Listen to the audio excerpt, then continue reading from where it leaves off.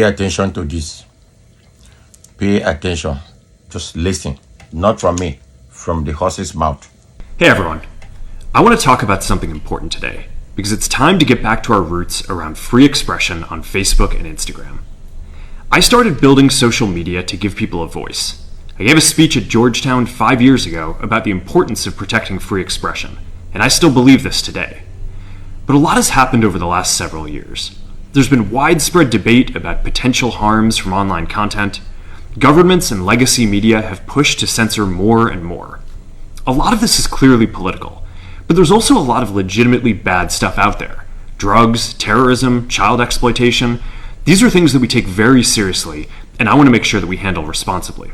So we built a lot of complex systems to moderate content. But the problem with complex systems is they make mistakes. Even if they accidentally censor just 1% of posts, that's millions of people. And we've reached a point where it's just too many mistakes and too much censorship.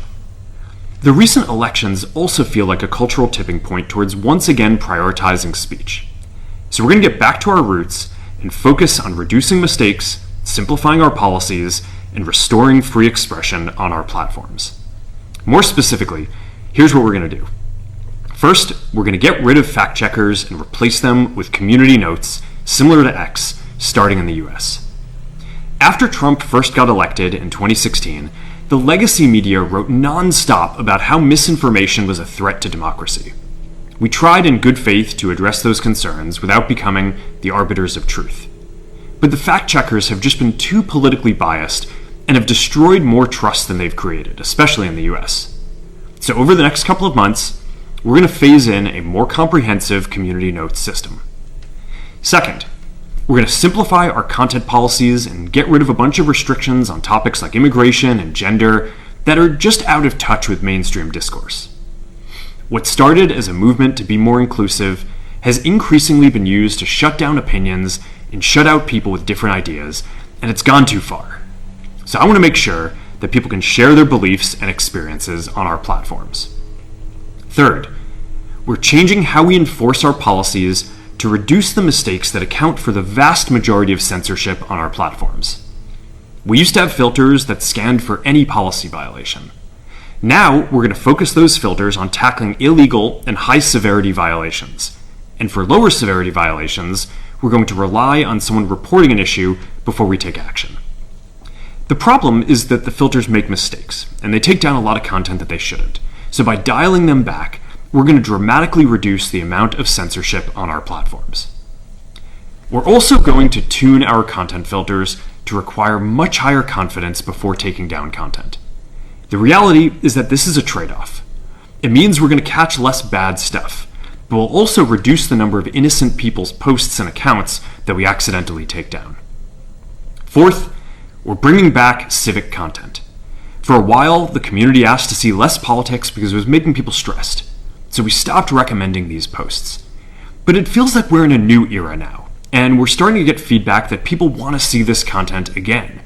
So we're going to start phasing this back into Facebook, Instagram, and Threads while working to keep the communities friendly and positive.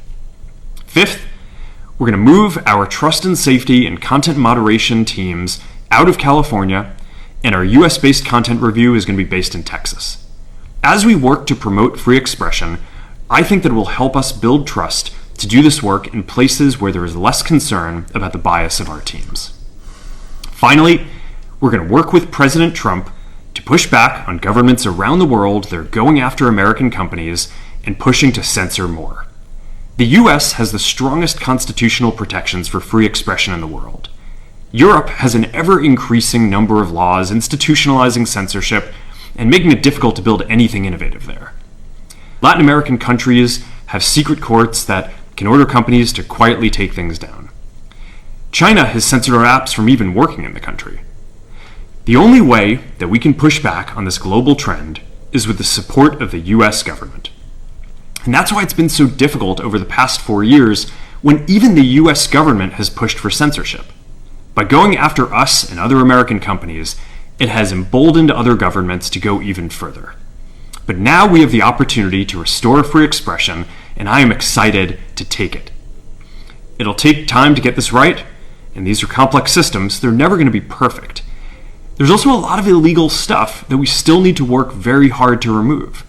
But the bottom line is that after years of having our content moderation work focus primarily on removing content, it is time to focus on reducing mistakes, simplifying our systems, and getting back to our roots about giving people voice. I'm looking forward to this next chapter. Stay good out there, and more to come soon.